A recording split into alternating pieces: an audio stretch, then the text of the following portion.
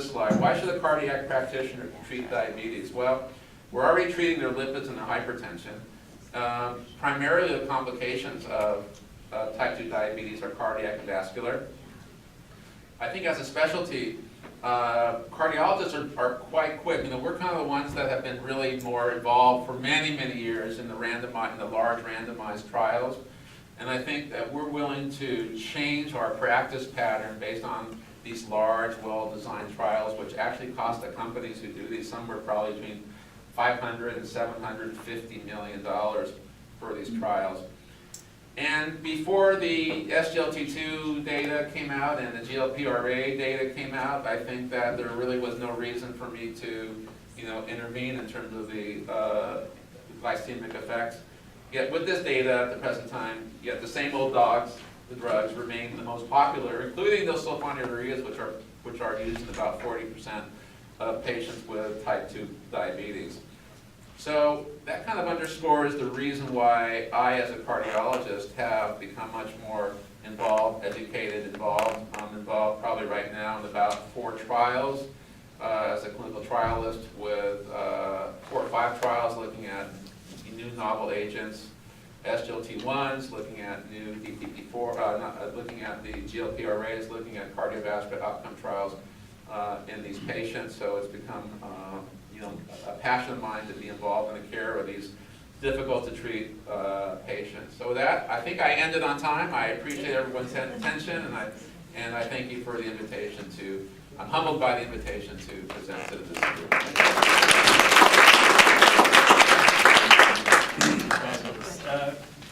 Do you have any patients on GLP-1 and SGLT2? I do.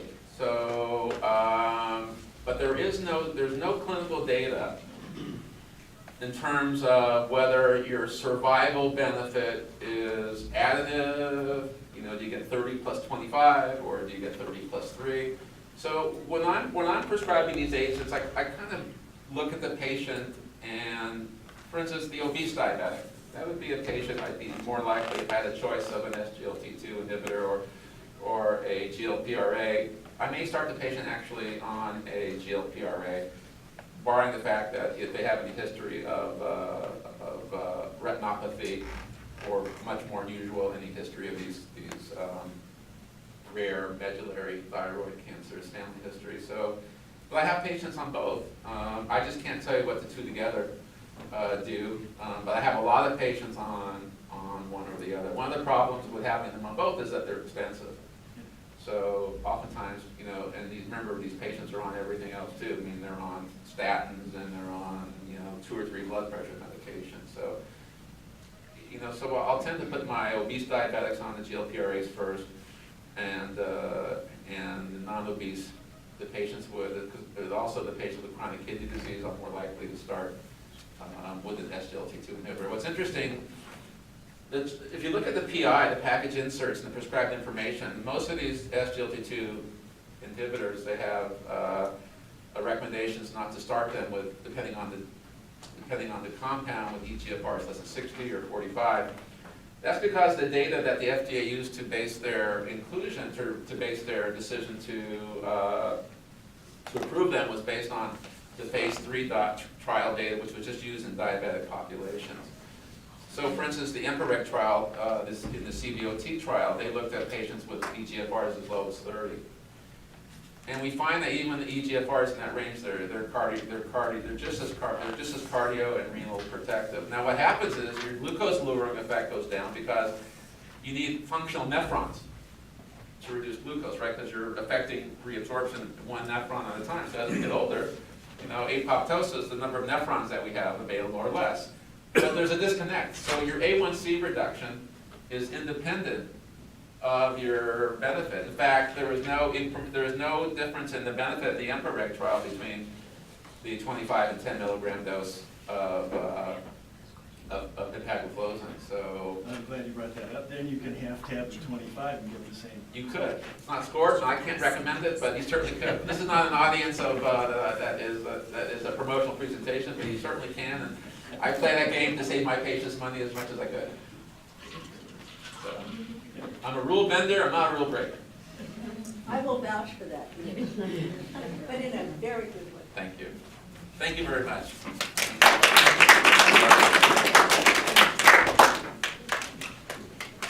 Thank you very much. I'd like to bring to the podium our next discussant participant, Dr. Oliver Brooks, who's Medical Director at Watts Healthcare Corporation and the incoming President of the National Medical Association. We'll look for your perspective on all of this. Thank you very much. All right, thank you.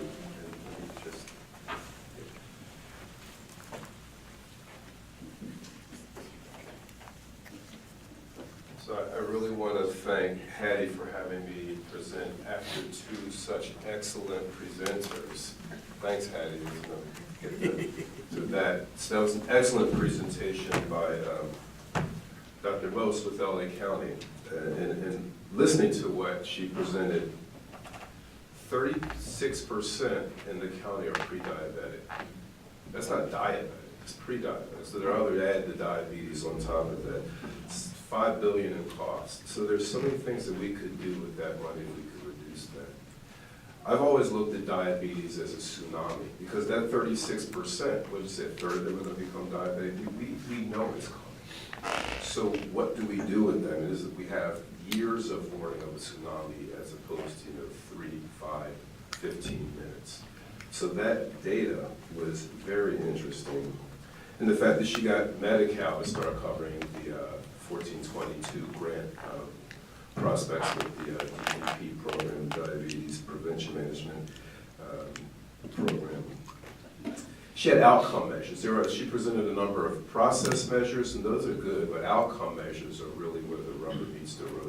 And I think the reduction in obesity, that kind of ties into what Dr. Lepor was presenting, that we need to do more than just A1Cs.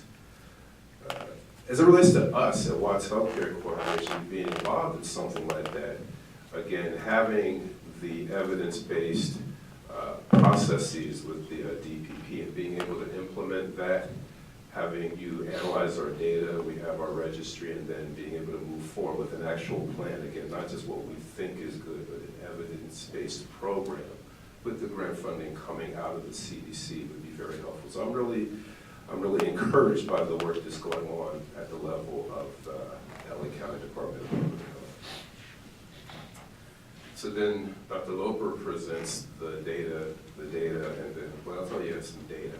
So he went into all that information. That was interesting. SGLT2 and GLP-1s are the way to go, but what are we giving? We're giving metformin and sulfonylureas. So it kind of gets back to what we're doing here at the Right Care Initiative. It's taking data, it's taking information, it's taking evidence-based practices, and presenting them on a patient population.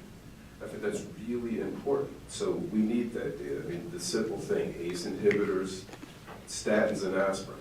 Okay, that's, tell them, a 10th grade class, repeat after me. And if you get them to do that with their parents with diabetes, the same way kids got their parents to stop smoking. That in and of itself would move the needle. So I do also appreciate what is happening with the Right Care Initiative. So I just had a few slides here. We're not in a trailer. We're not in a building that looks like it was built in the 19th century. We're a 21st century organization, Watts Healthcare Corporation, 130 Compton Avenue. We celebrated 50 years in operation as of 2017. And we started in a trailer. So we were in a trailer at one point, but we are no longer. We were funded from, what's in here? So, lay this on the map that Dr. Mosst showed. She showed a map, and in orange there was an area, probably right around where it says Watts Health Center, which is our main site. And that was in orange where at least 11.7% of those in the area were diabetic. So 1 out of 9, at least greater than or equal to, so a lot were higher. So we operate in what's called SPA 6. I believe it's approximately 1.3 million people, larger population than some states, clearly a lot of counties.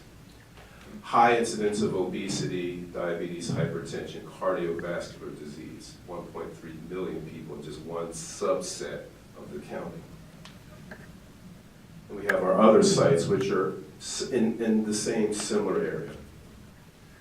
So again, historically we started in 1967, a $2.7 million grant, and then we moved from there to our main center, Watts Health Center, which I showed you a picture of.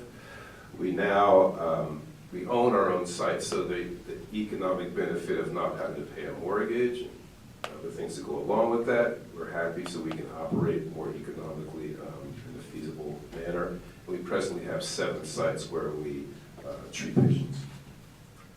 So the services we have are listed. We have a walk-in clinic, same-day behavioral health, alcohol and substance abuse recovery, HIV wellness, WIC, MCH, smoking cessation, obstetrics, dental, optometry, radiology, physical therapy, podiatry. So I want to note that we have optometry and podiatry.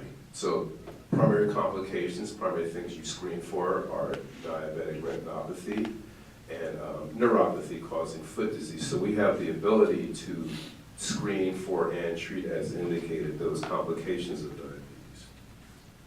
So what we have in terms of patients, if you look, I think the third line, so 49.7.3% African American, 47.7.4, excuse me, Latino. So we treat mostly Black and Latino patients, and that is what is SPA 6, that we treat what is representative of our community. So I did want to just take a minute on the social determinants of health. My CEO calls them the social drivers of health, because they don't have to determine your health, they tend to drive you in that direction. But they don't have to determine it. So defined as the conditions in which people are born, grow, live, work, and age. So some of those things you cannot control. As you know, the work out of the California Endowment, I can tell you how long you'll live by the zip code in which you live. And that zip code data was not the zip code that you were born in. It's the zip code in which you live. That data came from a brother who was the medical examiner in Oakland. And he just started noticing by the desk when he was doing autopsies, a correlation between how many autopsies he had and what zip code they were from. And so he did a large study, and he found that there's a direct correlation between mortality and zip code. Social determinants of health are shaped by the distribution of money, power, and resources at global, national, and local levels. They're responsible for health inequities, the fair, unfair, and avoidable differences in health status seen within and between countries. So unfair, I'd say, but avoidable. So again, as I said, they do not have to drive and determine what your health outcome is, but they are there and you have to keep them in mind. So some of those that we see in South LA had the Watts riots in 1965 and drew attention to Watts community's needs, low socioeconomic status, great health disparities and limited resources. It was the epicenter of the crack and automatic weapons epidemic in the 1980s, and I'm happy to say I very rarely see crack now. Fairly minimal, but of course now we're seeing methamphetamines and then put opioids on top of it. Increases in violence and addiction, PTSD. So we all know about ACEs, adverse childhood experiences, trauma-informed care. So 70% of our patients have at least one ACE, and the data shows that if you have 4 or more adverse childhood experiences, you have an increased incidence of cardiovascular disease, stroke, diabetes. So it's interesting how one thing leads to another. Change in demographics, there's some fragmentation in the community. Obviously, when I started at Watts 30 years ago, it was primarily African American. Now it's 50-50 African American and Latino. So there's some cultural competency that needs to be addressed. And lack of safety, excess liquor stores, easy access to drugs and weapons, high obesity, poor nutrition, low birth weight babies, and babies born to addicted mothers. And there was also the discussion about food deserts. There are no Ralph, Albertson, Vaughns that I see anywhere in the area. There's a Food for Less and the ShopRite, but those stores are not the same. And there's a reason why the other stores aren't there. They just don't want to go into the low-income community. So again, it's swimming upstream as it relates to a lot of the issues we have to address related to diabetes and then cardiovascular disease. And this is what we see in terms of the Watts Healthcare Corporation, community social determinants of health. And I just mentioned these. I didn't mention gang and intergroup partner violence, homelessness. So all these things are what we have to deal with when we come to work every day and then we see, let's say, someone who is a diabetic, who's not taking their medicine, their diabetes out of control, their blood pressure is 170 over 98. So we have to address the patient. We also have to address the milieu in which the patient exists. And I really enjoyed Dr. Lepor mentioning the hyperglycemic milieu, because it leads to non-cancer, non-cardiovascular deaths, also at least an increase therein, an increase in cancer deaths. So these social determinants of health, these social drivers of health, will also lead to an increase in diabetes, cardiovascular deaths. So what do you do about that? This is more opinion than fact, so I don't know how Hattie will take opinion more than fact in terms of evidence-based. So one of the things that I see is you have to be almost a psychologist when you treat your patients. When you enter the room, you have to determine what are the issues that you're addressing. And also as a physician, you have to ultimately take responsibility for their care. You can't walk in and say, well, they're homeless, they have issues with transportation, they have issues with childcare, so there's only so much I can do. No, you have to say, the Chinese say that the responsibility for the health of a community is with the physician, with the healthcare providers, not with the patient. So it's a shared responsibility, but we have a direct responsibility, and I believe that if you're not getting the outcomes that you need, the outcomes that would reduce morbidity and mortality, that is a failure on our part. That's my job. I can't just say, well, it's tough. No, I have to make changes. Another issue that we address is insurance coverage. So we have patients that are on a program called My Health OA. So there's a limited formula. They're going to get medicines at 1 or 2 pharmacies. There are issues with language. Patient doesn't speak English. You have a translator. But if you think about it, the translator is ultimately like almost secondhand information. Translating from English to Spanish is not literal. And one translator may translate slightly different than another one. So these are all the areas that we have to address. So this is why I really feel strongly about, again, interested even though about Dr. Most's program. I think that something like that, bringing some evidence-based practices and working. So getting back to the psychology, I think that you need to have the patient buy in. We shouldn't have to get somebody, okay, if you come, I hope you come to this class, I'll give you transportation, I'll give you an incentive. If I said this is going to make you live longer, you will not have your foot cut off, you won't go blind, you won't be on dialysis, that should be motivation enough. But that's where the psychology comes in. How do you approach it? One thing I do is try to get, I won't say graphic, maybe graphic on a visual aspect. When you have diabetes, when your blood sugar is high, your blood flows like syrup instead of water. So when it's flowing through the peripheral vasculature, it doesn't flow as well, therefore get gangrene. It goes through the microvasculature of the kidney. You just don't get good blood flow. Your kidney doesn't work as well. You go to the retina. Well, also what happens with diabetes, when you leak glucose out into the endothelium, it gets stuck in there and it degrades down to xylitol, which is an acid, which also damages the epithelium. So I just thought, you think about what would happen if a leak in your wall, water gets in there and it turns to mold. So you don't want these things, and you want to live longer. So you have to get to the people where they are. Another aspect is who is treating these patients. So I am incoming president of the National Medical Association. National Medical Association represents the African American physicians in the United States, of which there are 55,000. And what we see is there is a concept called implicit bias. We all know of Governor Northam, Virginia.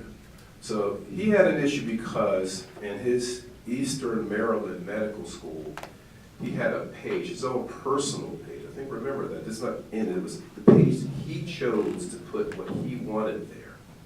And what he had was a person in blackface and a person in a KKK uniform.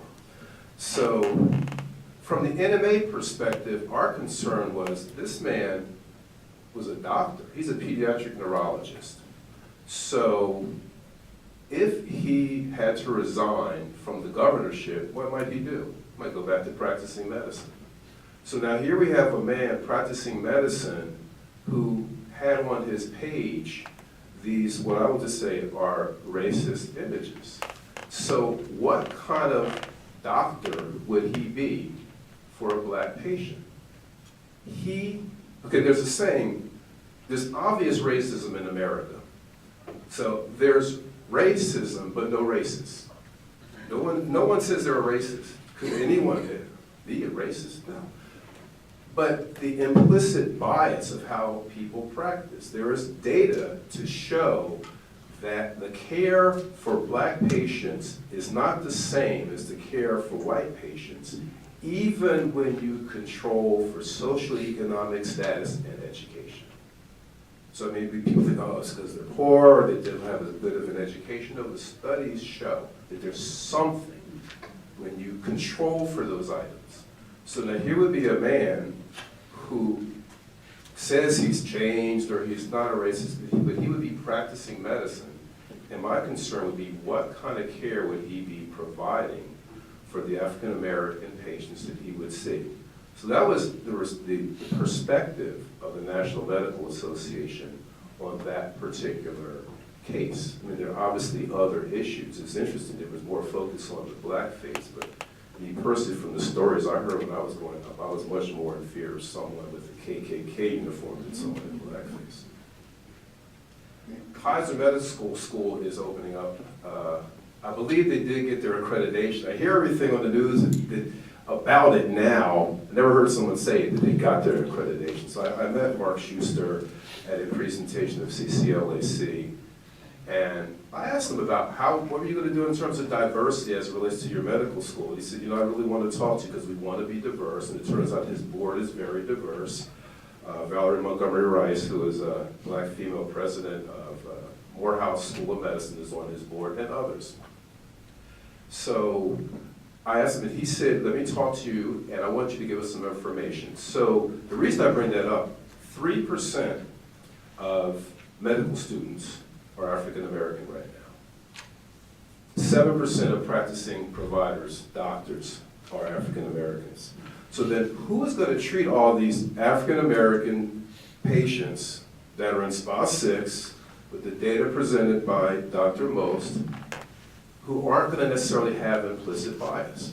So in other words, these things that I raised go directly to the kind of care provided and the health outcomes that we, as the Right Care Initiative, want to have. So I would say that I don't necessarily have the answer for you right now, other than the things we're working on is increasing the pipeline in medical schools, for example, and at universities in terms of faculty. But I just think it is imperative that those here assembled with the Right Care Initiative understand that there are many factors that go into ultimately reducing cardiovascular disease, diabetes, and its complications. And overall, therefore, the health and welfare of the community. I still think back to that $5 billion. If you cut that in half, and that's your 2.5 billion to play around with. I mean, there's a lot we could do with 2.5 billion, right? So, in closing, I will just say that knowledge is power, and the knowledge that I'm bringing today, I hope helps you all to have a nuanced view of what we're doing here. Thank you.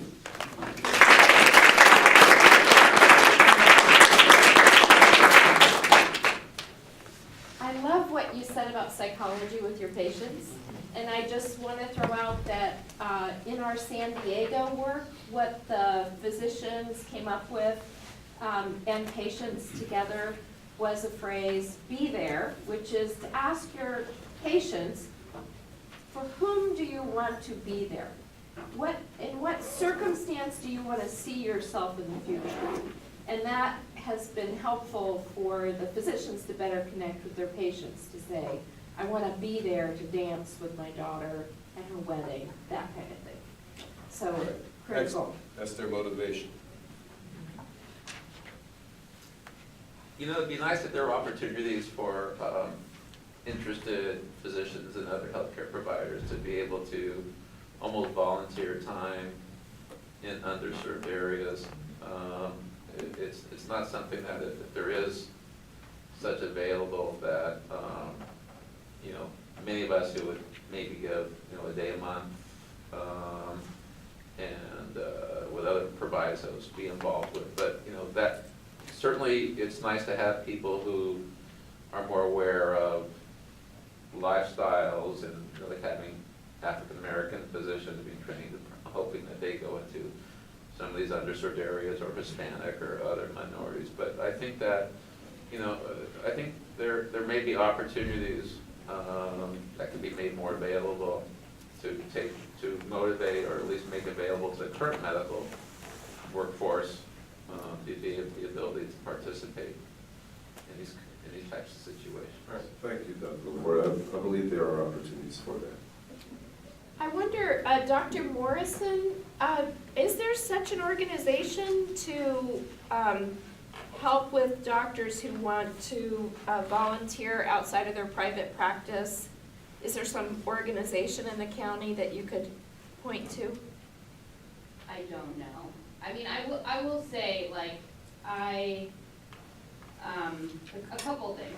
First of all, in my work in the county system, treating patients with diabetes and pre-diabetes, it's amazing the number of patients I refer to, like, health education, where I have just totally missed the boat on what's going on in their life. That it is domestic violence, that it's housing insecurity. And part of that is that I do lack some of the cultural competence, and part of it is that I'm given 15 minutes with every patient. And I'm doing my best, but, like, you know, there's just a limited amount that we can pick up on. And we're very lucky in the county system that we have these wellness navigators who have the cultural competence and have more time, and they're the ones who sort of can then identify what the real barriers are. In terms of physician volunteers, I mean, I'm a primary care doctor. Like, it's about building relationships. Like, I think it's a little unrealistic to rely on volunteers to come in sort of at an ad hoc basis, where we really, our patients deserve to, like, know their doctor, trust their doctor, have the same doctor over time, or have the same team, I should say, because I really want to say that my whole team is really important. The doctor is kind of like a small part of the equation. So we really try to prioritize the cultural competence and the continuity for managing chronic diseases. Thank you. Yes, question. Yeah, and speaking about opportunities, I just flashed on what Ron Victor managed to pull off in the barbershops with his hypertension efforts. If you use the mic, then Yeah. people who watch the tape later will hear what the conversation is. Sure, Thanks. so I was just riffing off of what Ron Victor managed to accomplish with his barbershop and blood pressure management. It seems to me that glucose control could easily translate into that setting. I wonder if you... I do know of the work, and that was successful. There's also been work on So the woman's side within the beauty salons.